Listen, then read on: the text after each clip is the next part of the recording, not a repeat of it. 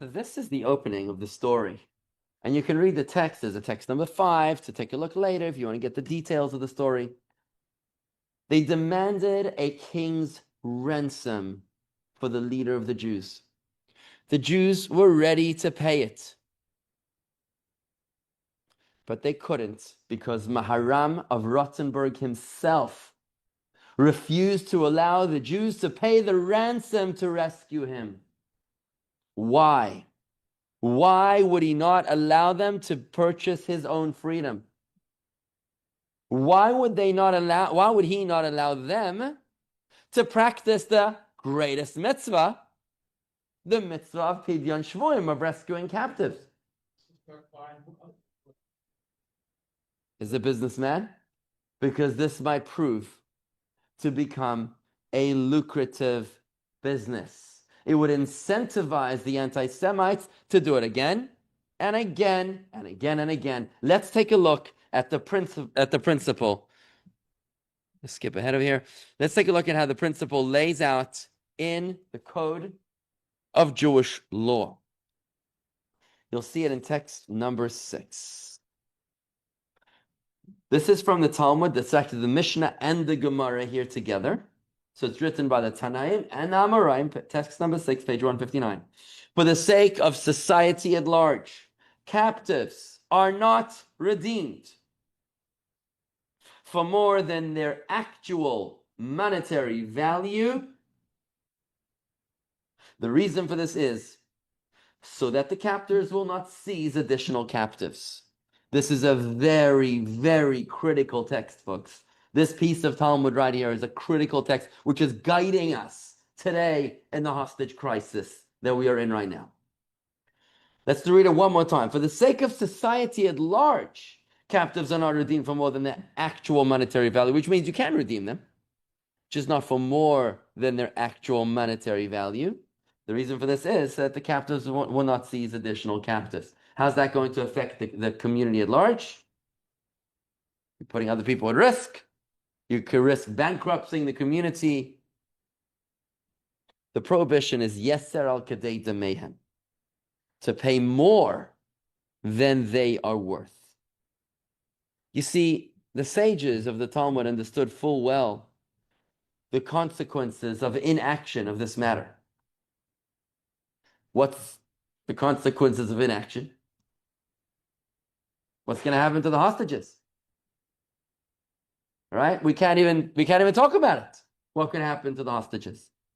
But disincentivizing the captors was deemed dominant over all other considerations. See, this is exactly the debate that we're having in Israel today, right now.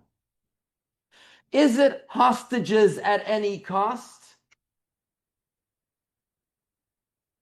Or is it victory at any cost? Is it hostages freed at any cost, even if it means that we lose the war?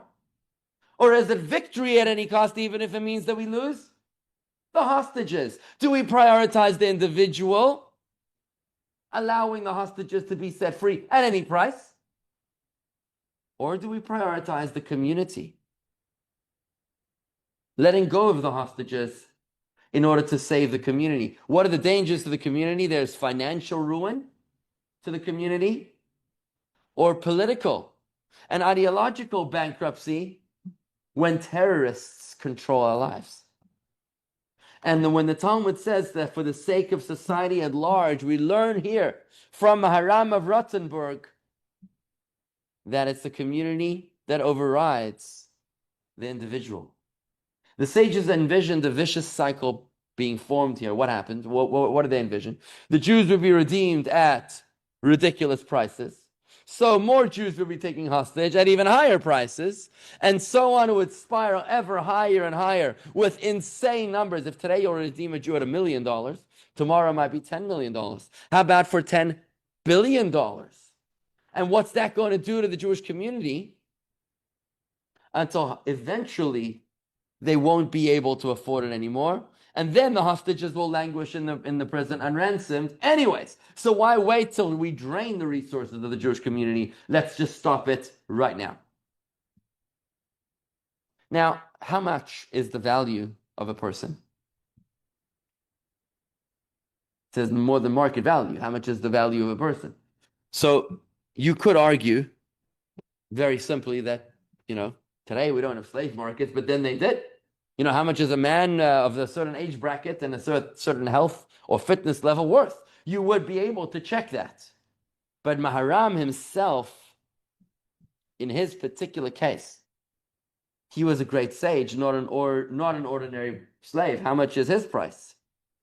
Clearly, the sages understood that the price that he understood that the price being asked for his own ransom was exorbitant, and therefore he prohibited his fellow Jews from ransoming himself. Let's take a look at what actually happened here and how it's written in the Code of Jewish Law, page 160, text number 7.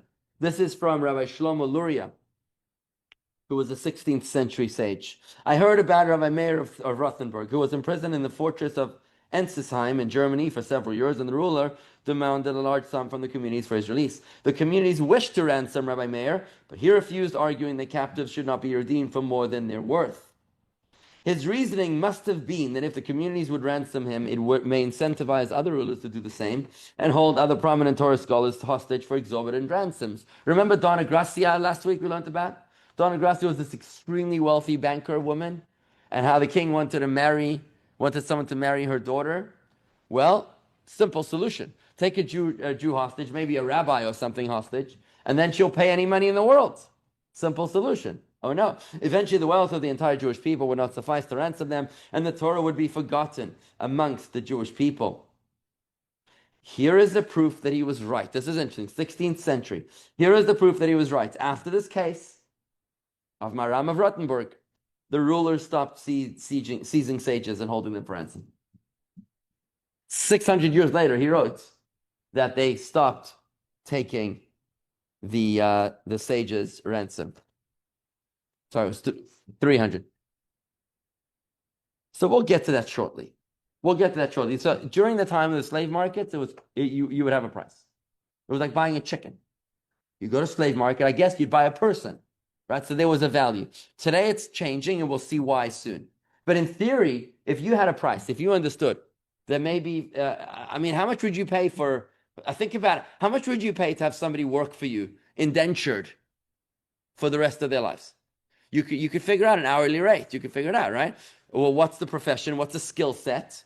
Is this a $50 an hour person? Is it a $500 an hour person? And then you could theoretically do the math, maybe, right? Maybe. Let's see what happened to the rest of the story. Maharam languished in prison for 7 years. He stayed there for 7 years. His students were able to visit him near the end. Throughout his entire time, he was able to write his responsa and to study. In one of his responsa, he actually makes mention of his sorry state. If you look at page 162, take a look at what he writes. Just interesting to how he addresses his conditions. Page 162, when I'm released to safety, I will gladly ensure that you receive a copy of my commentary on the sections of the Mishnah. During my imprisonment, I have not forgotten my Creator, and I've remained devoted to his Torah and the fear of heaven. And here's how he signs his name. From the soul obedient to your command, the impoverished, the individual forgotten of all goodness, the downtrodden doormat, once known as Meir, the son of Rabbi Baruch, of blessed memory. So he signs his name. He's not exactly doing that great in the self-esteem department after 7 years of languishing. He died in prison in the year 1293. Even then, King Rudolf of Germany refused to release his body, insisting that the Jewish community ransom his body. But of course, the Jewish people were afraid to ransom his body because he himself was opposed to it. For 14 years, his corpse lay in this castle in Ensisheim.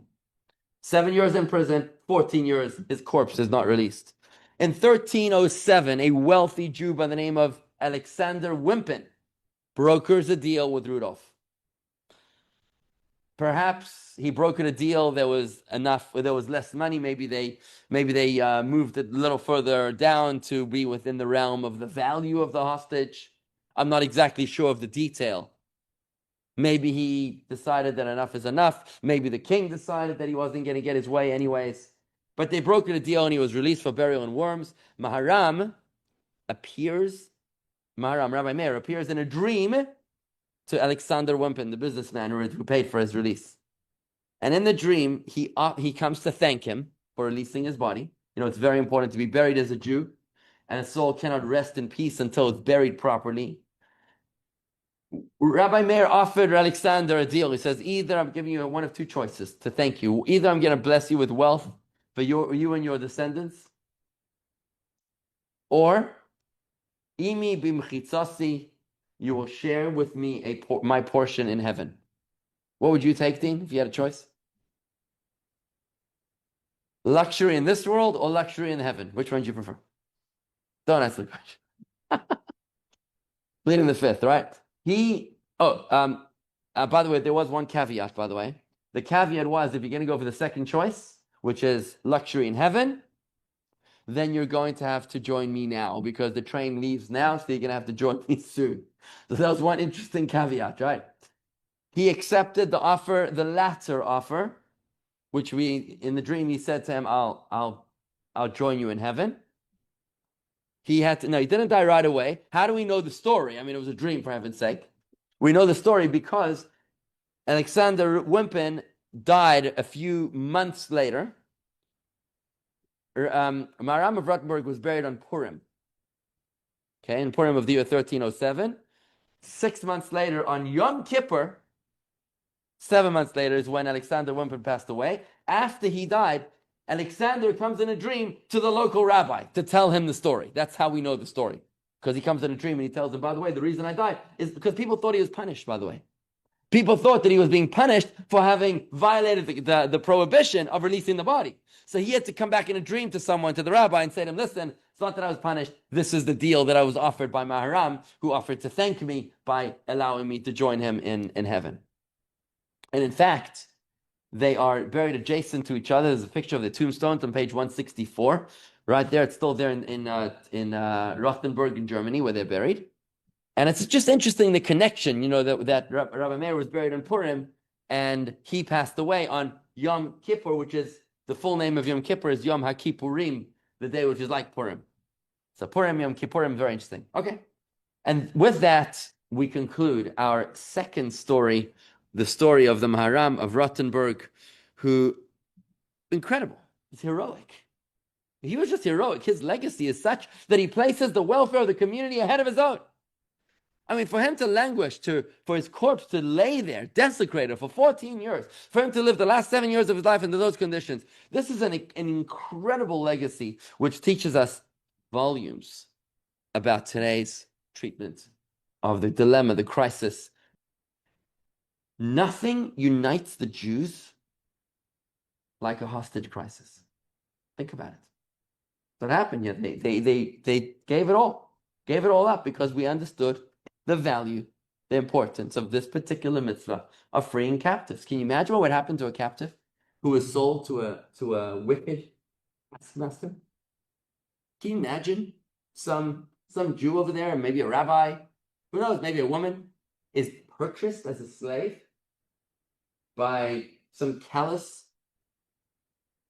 horrific person that doesn't care about them? Treat them like chattel. God only knows what kind of suffering they could possibly endure. This was a value that united the Jewish people together. Sinwar, may his name be blotted out and erased. May he burn in hell for eternity. Understood the power of hostages to unite the Jewish people. And what he did is that he weaponized it against us on October 7th. He weaponized it. Because we've seen the great lengths that Jews have gone to in order to ransom their fellow captives. That's the ultimate mitzvah. But we've also seen that there's a prohibition to overpay for hostages in the story of the Maharam of Rothenburg. Right? Remember text number 6 from the Code of Jewish Law? From the Talmud, which said the protection of the community overrides disincentivizing anti-Semites from taking more Jews hostage, overrules the freedom of that individual. How does that play out in our current reality today, in the current war in Israel? So let's talk about what overpayment actually means. says you're not allowed to pay more than the value, right? That was text number 6, right? What was the exact words there? Page 159, it said, for the sake of society at large, captives are not redeemed for more than their actual monetary value. So what is monetary value? Again, we could evaluate it based on the slave market. And today, we have a different kind of market.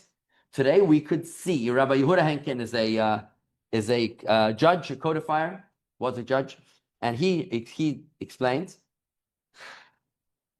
that if we could just look and see what countries will pay for their citizens to be rescued, then you'll know. You know the value, right? When a country has to rescue, a hostage taken by someone else, that's fine. But then he said that was only until 1979. He said, I wrote this before 1979, but in 1979, something changed. The policy of Western countries changed, that they no longer negotiate with terrorists. In 1979, right? So what that means is that if countries don't negotiate with terrorists, what does that tell you about the going rate? What is the going rate?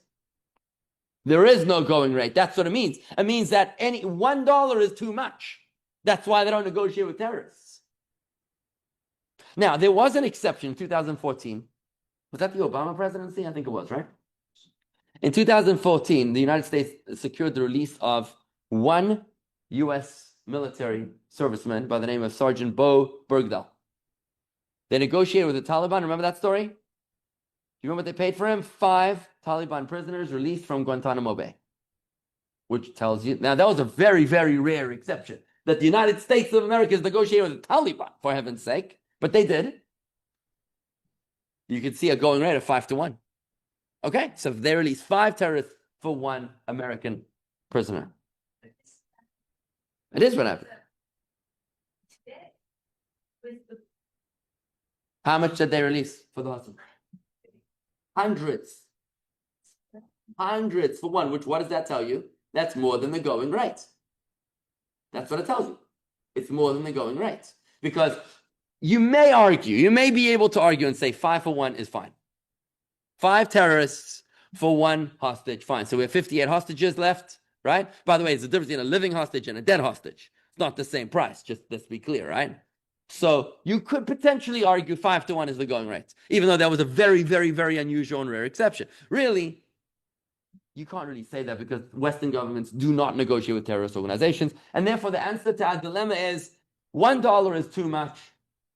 We cannot rescue. We cannot pay any ransom for our hostages today. And that's how we leave it for right now. We have no choice. And that's what we did, and that's what we should do.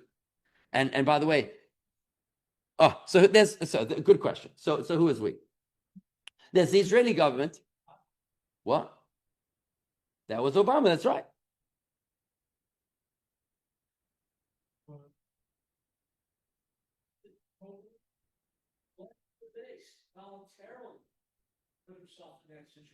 Right, that's an interesting. Right, that's a very interesting question about why exactly he was taken captive, under which circumstances. But the fact is, Obama is the president of the United States. He was sitting in that seat, and there's nothing you can do about that. Whether you love him or hate him makes no difference. No, I'm saying the fact is that it happened. That negotiation happened, even though you have to respect the fact that it was a rare exception. I just want to answer your question: who's we? Right? So there's what the Israeli government already did, which we'll talk about in a few minutes.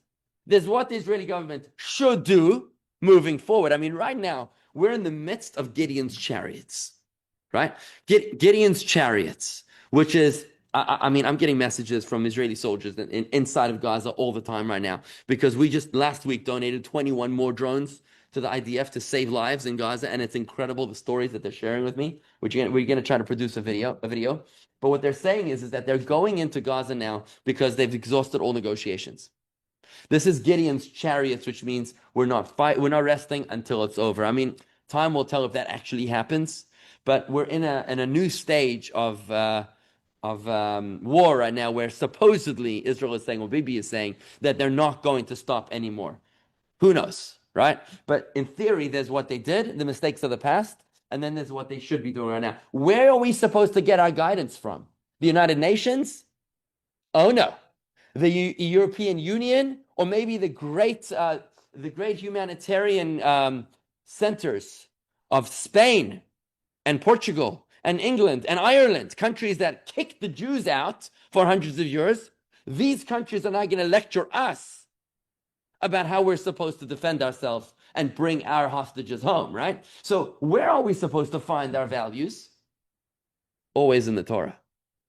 As Jews, we look to our own Torah, and that's what we're doing right now to be able to determine, and I hope and pray, that us here at the JLI in Palm Beach Gardens, joining hundreds of JLI chapters around the world that are teaching this course concurrently, will create a global consciousness that will influence global conscience, at least the conscience of the leaders of the state of Israel, to be able to do what they have to do without fear, and we'll talk about that in a moment. So where we stand right now is that with the first point, that most Western countries refuse to negotiate with terrorists, there is no price for a hostage. $1 is too much, and therefore we cannot pay nothing, anything at all, for a hostage.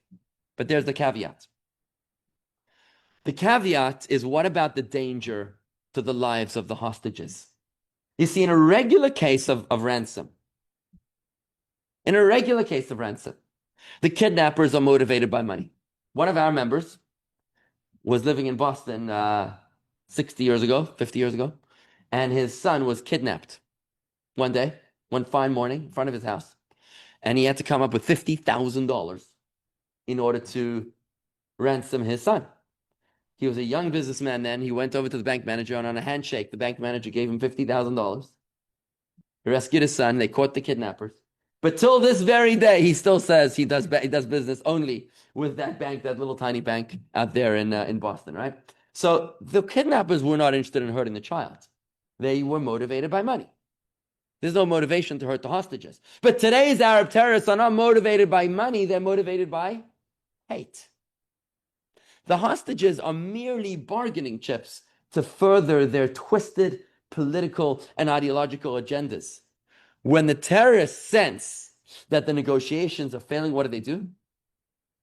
They'll just kill him. Remember the American hostage? What was his name? Hirsch Goldberg Poland. He was with there were four of them together, shot, executed in point-blank range in the back of the head, in the tunnel, right? This was some of the sadistic, macabre, psychological profile of Hamas. So this is what happened here. When you realize that when you're dealing with an enemy who's putting the lives of the hostages in risk, in grave danger, maybe we should look at it differently. Think about it. Maharam Rottenberg was not in grave danger. The king wanted the money. He wasn't interested in killing him. He just wanted the money. Would the rule of not overpaying apply in a case of when the life of the hostage is in grave and imminent danger? What do you think? The ramifications are the same. Okay, so the ramifications are the same. Yeah, but there's a certain value to human life. You know, in Torah, you're allowed to violate all the laws of the Torah except for 3 when it comes to saving a human life.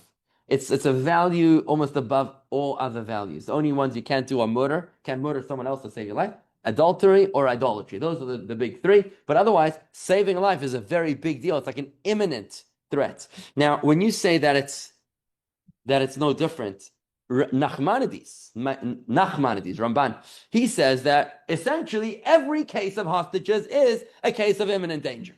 They're not exactly peaches and cream when they hold somebody hostage, right? It's not pretty.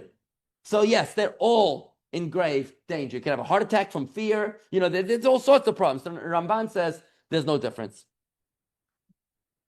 Meiri, another commentary, he differentiates between hostages that are in mortal danger versus hostages by businessmen. Difference, right? Businessman hostages or terrorist hostages. The consensus seems to follow the rule of Tosfos, where Tosfos says that we should do anything to save a life which is in imminent danger, even if it means overpaying. Why? Because there's a life here in imminent danger, which would lead us to conclude that according to this point, the hostages' lives are in direct danger. Every moment is And Hamas tells us so. Put those hourglasses with their psychological torture, and they try to say time is running out because their lives are in danger. You got to release them. So we've got to do anything in our power to free the hostages. And Israel, therefore, should be, according to this current stage of thinking, should do whatever it takes. Whatever it takes. Give them land, recognize Palestine, do whatever the heck it takes in order to release and rescue these hostages. But there's a flip side. What's the flip side? The current reality in Gaza is such that if the issue was only money, what they wanted was us to pay the money, fine. We would say that imminent danger to their lives overrides the prohibition of overpaying, financial burdens on the community now or later. But Hamas doesn't want our money. They're not asking for money. What do they want? They want the release of terrorists. Interesting. They want the release of unrepentant, bloodthirsty terrorists who swear to repeat their crimes at the first given opportunity. Do you remember Gilad Shalit? Released in 2014, I think it was. Gilad Shalit was released for 1,027 bloodthirsty terrorists, one of whom was Yahya Sinwar, may his name be blotted out and erased. Which means what happened here? We saved Gilad Shalit, Mazel Tov. We lost 1,200 plus. We can't even count how many were brutally butchered that day of October 7th, not even mentioning the hundreds who were taken captive. So is that worth it? They're not asking for money. They're asking for the release of bloodthirsty murderers. So we have to ask ourselves the question, do we prioritize the current danger to the hostage's life, or do we prioritize the potential future threat to other people's lives? Do you say, well, maybe the thousands of terrorists that Israel has released in the past few months in the hostage deals, maybe those thousands of terrorists are going to enroll in online university now and try to get a job. Maybe they'll become plumbers and electricians. Right. Tell that to the Marines, right? Not happening. How sad. Harvard is accepting. Yeah. And Qatar is paying the scholarship. Yeah. Rabbi Ovadia Yosef, who was the chief Sephardic rabbi of Israel, I think 1 million people showed up to his funeral. Can you imagine? 1 million people showed up to his funeral. Impressive. He ruled, Sephardic chief rabbi of Israel, he ruled that the future danger cannot influence the current reality. He said that the fact that they might kill people in the future doesn't override the one who's in danger right now. So Gilad Shalit should be released today, even though October 7th might happen 10 years down the road. Rabbi Yehuda Gershuni, another judge codifier, disagrees with him sharply, and he says that it would be naive to say that they've changed their ways, even if they tell you that they have. One thing we've learned from Jewish history, a long, long Jewish history, is that when anti-Semites tell us of their intentions to hurt us, believe them, right? And therefore, right now, where we're standing is, we're not sure. Should we ransom the hostages or not? I mean, yeah, their lives are in danger, but it probably will lead. Releasing terrorists is going to lead to more October 7th. And by the way, they say so explicitly on television interviews. They're like, we wish October 7th can happen 1,000 more times, and this has been the model, the successful model of Hamas, and we want it to be. They're not even apologizing. They're not even embarrassed. Till today, the Palestinian Authority, that's not even Hamas, the PA, Mahmoud Abbas, has yet to condemn the atrocities of October 7th. These are the people that you're dealing with. And that's the moderates amongst them. You're not even dealing with the maniacs, the jihadis. These are the regular Palestinians. And there's one more fundamental. So point one says, can't release, can't ransom. Second point says, must ransom. Third point says, we just don't know. And you can see how Yahya Sinwar is tearing our nation apart. Because if it's your daughter, God forbid, then you'll say, well, Yeah, we have to release her. But then I ask you another question. What happens if you live in the south of Israel? What happens if you live in the south of Israel and you're like, okay, let's say we end this war tomorrow. We'll make a deal. We'll release countless, all terrorists from Israeli jails, and we'll get all the hostages back, dead or alive. What's going to happen tomorrow? Who says it's not going to happen again? I'm leaving. I can't live like this with the threat that maybe another October 7th is going to happen one fine morning. I did an interview this week. I just posted today or yesterday on my YouTube channel with a Jordanian Palestinian who says that the solution to the Middle East crisis is very simple. He says a two-state solution would mean there already is a two-state solution. Jordan is the home for the Palestinians, and he goes through the history. But he says, mark my words, he says the next October 7th is coming from the Jordanian border. That's what he says. I don't know what he's basing that on. But think about that, the weakness of Israel in capitulating to terrorists. Where does that put us in the next war? There's one more fundamental difference that makes Hamas unique. And that is that this is not about the hostages. This is an ongoing war about Israel's very existence. This war began in 1948, in the War of Independence, when the Arabs told their fellow Arabs to get out of Israel. They said, get out because we're going to kill all the Jews and then you can come back. Today they say we banished the Palestinians, and they cry about the right of return. There's documentation of the Arab leaders around the Middle East asking the Palestinians to leave so that they can finish off the Jews. We didn't have to kick them out. We told them to stay. So this is an ongoing war. I mean, the name of the war given by Hamas was Al-Aqsa, Tufsan Al-Aqsa, which means Al-Aqsa flood. Al-Aqsa is the Temple Mount in Jerusalem. This is not about the south of Israel. This is not about peace and tranquility. This is about Jerusalem. This is about Haifa, Tel Aviv, and Yafo. This is about a one-state solution. It's not about allowing a second Palestinian state. It's not what it's about. And when in war, the rules change dramatically. See, normally, you're not allowed to put your life in danger, right? You violate the Torah law in order to save a life. But when it comes to war, we send soldiers to put their lives in risk. Why do we do that? Because in war, the rules change. In war, you are allowed to put yourself in grave danger in order to further the national interest. Otherwise, we would never have allowed it.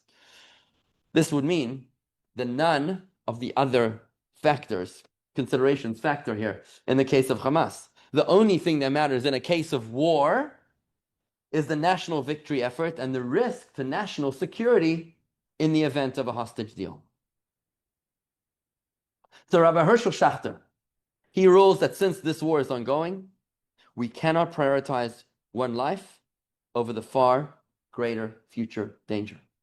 Releasing one hostage is going to weaken the security of the state of Israel, ideologically, politically, militarily, and therefore Gilad Shalit would not have been worth releasing had we known that October 7th would result in this exchange.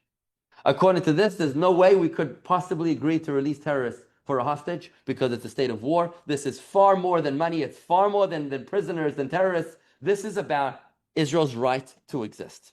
So really, there's two ways to look at the hostage deal. You could either look at it as a hostage deal would motivate soldiers to fight harder. IDF soldiers would fight harder. Why? Because they know that the army's got their backs and they'll rescue them no matter what. Another way to look at it is that it demotivates the soldiers. Why? Because they say, if I die in battle, and even though we conquer territory, if the territory that we conquered is going to be exchanged for hostages, right?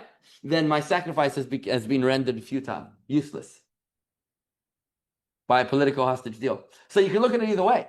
Clearly, it's not easy to resolve Hamas's hostages from medieval cases. There are many, many additional considerations need to be weighed.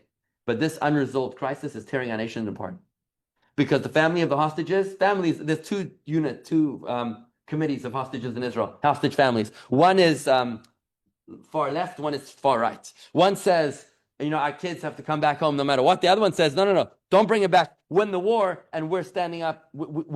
There's even soldiers that write letters. They're supposed to write letters to their families before they go to war. One guy who fell in battle, he wrote, if I fall or taken captive, do not release terrorists for me. Some soldiers write this because they understand how the Israeli government thinks. But I'd like to conclude, there's so much confusion relating to how we're supposed to understand and approach the October 7th Hamas hostage crisis. But I think that it was the Rebbe who put it into the most beautiful perspective that will allow us to at least understand the way to approach this. You see, the first time that Israel negotiated with terrorists was in the year 1979, when 76 terrorists were exchanged for one IDF soldier by the name of Abraham Amram. 5 years later, in 1984, Israel released 4,700 terrorists for 6 IDF soldiers. They negotiated with the PFLP, the Popular Front for the Liberation of Palestine. After both of these events, the Rebbe spoke about the spiritual legal case and the backdrop of Israel's negotiations. The Rebbe acknowledged that from a legal perspective, you could argue both ways. But he said that the Israeli government was fundamentally flawed in the way that they handled the negotiations, because they were negotiating from weakness and vulnerability, not from morality, not from ethics, not from Torah values. They didn't even ask a question. They didn't approach the rabbis or look into the Torah to figure out what morality and ethics has to say. What they did is that they negotiated from a place of weakness. It made them look pathetic. The terrorists had them exactly where they wanted them to be. See, the Rebbe gave us a blanket clarity on the underlying problem and the potential solution without taking an official position. He did speak about the grave dangers of freeing terrorists. But the Rebbe explained that the hostage crisis is part of a far broader problem, which is how Israel faces her enemies. The Rebbe identified that Israel has an inherent insecurity in the face of the nations of the world. And that's why Israel is always seeking the approval of the nations of the world, apologizing for her survival and her victories. Think about this for a moment. We talk about returning land. Returning land. Israel should return land, shouldn't return land. That is the craziest idea. Imagine somebody breaks into your house with a machine gun and starts firing at your family. God forbid. And you manage to overpower him, kick him out of the house, and you keep the machine gun. And then he takes you to court about stealing his machine gun. And you're like, you know what? Yeah. I'm sorry. We're sorry that we're holding a machine gun. Here we go. We're going to return it to you. You got to be out of your mind to return the machine gun. That's exactly what happened. They attacked us from these territories, which were ancient biblical Jewish homelands, which they occupied. They attacked us from what they call the West Bank. It's Judea and Samaria. They attacked us from Gaza. They attacked us from South Lebanon. And what do? Oh, we're going to return the land. The fact that you're talking about returning land means that you lost the argument from the question. The word is not returning land. You may want to talk about giving land. That's a different conversation. How about we talk about giving land? Okay, that's a stupid question, a stupid conversation, but at least you framed the conversation. By talking about returning land, what you're saying is that we don't actually have a right to exist. You're saying, really, you have every right to come into my house with a machine gun, and I am the aggressor here. It's the craziest idea. It's a propaganda. Another one, even calling it the West Bank. Calling it the West Bank. This is crazy. The thing has had a name for 3,000 years. It's called Judea and Samaria. They call it the West Bank of what? Of the country of Jordan. That's why they called it the West Bank. Because when Jordan became a country in 1940-something, 1948, I think it was, when Jordan became a country, this was called the West Bank of Jordan. So what would you rather? Would you rather go for giving it a name that's 3,500 years old, or do you want to go with a name that's 75 years old? Which one should we go with? So fine, I understand the nations of the world, they're United Nations, they want to call it the West Bank, fine. But the Jews have some self-respect. You don't have some self-respect. If you lived in your house for 100 years, and somebody calls in and changes the name of your house, let's say you have a name. If you have a name, Sandy's your name, right? And somebody calls in and says, actually, I'm going to call you Fatso. Right? And now let's say you buy into the name Fatso. Hello, it's part of the propaganda. Don't buy into the name. That's ridiculous. Why would we be calling a name that actually removes uproots our connection to the land. Why would we do that? What? Like the Gulf of America. Yeah, okay. And let's not get political. Why does Israel need permission to defend herself? Think about that for a second. Israel, the only country. We're waiting for America to tell us if we're ready to go into Gaza. Why are we waiting for America?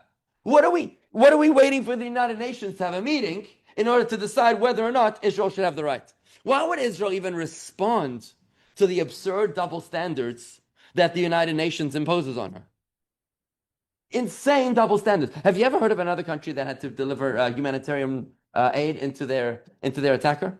I mean, where were the German supply lines that were being feeding the Germans during the during the bombing of Dresden? Where were the Japanese being fed during Nagasaki and Hiroshima? I mean, what was the day after plan? Have you heard of this expression, the day after? It's a new term that came up after October 7th, right? After October 7th, suddenly Israel's responsible for the day after of the attackers' attack. Now I've got to worry about their financial planning.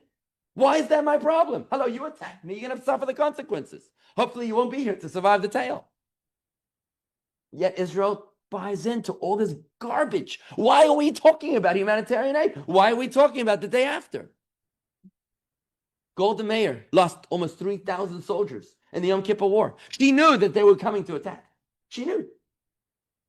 She was warned that she was woken up at 3 o'clock in the morning, 4 o'clock in the morning on Yom Kippur morning, told by a press secretary, and a few days prior as well, that they're going to attack in this afternoon. She refused to initiate. You know why? Because she said, lest the world see us as an aggressor. 3,000 soldiers lost their lives so that the United Nations shouldn't say that we were the aggressor. There's a sad joke about a BBC reporter, CNN reporter, and an Israeli commando, IDF commando, taken hostage somewhere in Africa. CNN, BBC, and an IDF commando, they're taken captive. Okay, and before they execute them, they're given a final wish. So the BBC, whatever he asked for some tea and scones. The CNN guy asks for a burger, and the IDF commander says, my last wish is that you should give me a kick in the tuchus. The terrorist should give him a kick in the tuchus before killing him. Really? That's your final? Yeah, that's what I want. So he gives him a kick in the tuchus.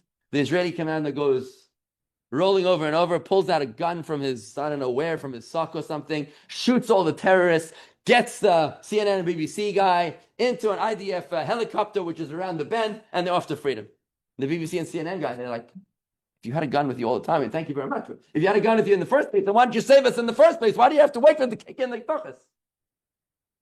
The IDF commander responds and he says, what? And risk you calling us the aggressor? Sad joke, right? Israel fights a battle, never to the end. Have you ever seen Israel fight a battle to the end? Tragic, sad truth. Always, whenever Israel fights a battle, the first thing that happens, you can count on it. United Nations calls a meeting. Emergency. It's emergency meeting at 3 o'clock in the morning. They're calling an emergency meeting. When Hamas was firing rockets on Israel since 2005, for 18 years, there wasn't one single emergency condemnation meeting against Hamas. Same thing with Hezbollah, 8 months firing rockets on Israel from the north. Nothing. The minute Israel fires one bullet to respond, we're exercising restraint. We're calling on all parties to exercise restraint. Why are we stopping? Why are we even listening? Only when Israel reacts. Because Israel has a self-esteem problem. Because Israel doesn't believe in herself. When we don't believe in our own right to exist, that's when the nations of the land don't believe in our right to exist. When we don't have the death penalty, by the way. We don't have a death penalty because we want the nations of the world to know, to see how humanitarian we are, right? And they think we're so humanitarian, don't they? No. Asachat has gehelft. A lot has helped us that we don't have a death penalty. We would have done much better killing all these terrorists instead of holding them in prisons, which is incentivizing terrorists to take hostages. If they knew that that the terrorists don't survive, there wouldn't be no hostages. But Israel is weak. Israel is pathetic in her resolve, in her self-esteem. People treat you the way you allow them to treat you. When you let them walk all over you, that's what they do. If Israel would not fear public opinion, if Israel would fight to the end of victory without apology, if Israel would show the terrorists that they mean business, there would be no hostage crisis in the first place. Just like America doesn't have hostage crises because the terrorists of the world know that America does not negotiate with terrorists. They kill him like they did to Osama bin Laden. They don't They don't leave anything on the table. And if Israel would would show the world the same thing, that's what would happen. Essentially, it's because when we don't have a faith, we seek approval amongst our peers. But if we would only find the strength to dig deep within ourselves, to turn within our faith, it's then that we could lean on God instead of leaning on the wolves of the United Nations that surround us. Because the United Nations is just that. It's 70 wolves and a sheep trying to vote on what to have for dinner tonight. We can't rely on the nations of the world. We must turn to God Almighty. And that's why I just want to conclude here with a prayer, which we say, which I encourage you to pray. It's on page 180. Our brethren, the entire Jewish people who are in distress and in captivity, whether on the sea or dry land, may God have mercy on them and deliver them from distress to relief, from darkness to light, and from subjugation to redemption, now, speedily, and soon. And let us say amen. The approach to the hostages should not be one of fear, but it should be one of faith. If we're able to approach this crisis, not out of insecurity, of weakness, of pathetic vulnerability, but of strong morality and fearless resolve, trusting in God Almighty that He's got a plan like the 4 rabbis that were taken captive by the pirates, without being able to condone or understand God's behavior, if at least we can come in and know that we're not seeking the approval of the nations. We don't define ourselves by those who hate us, but by He who loves us, by He who chose us. If we can only do that, if we can trust in God, it's then that we will be able to experience the strength and the fearlessness in the face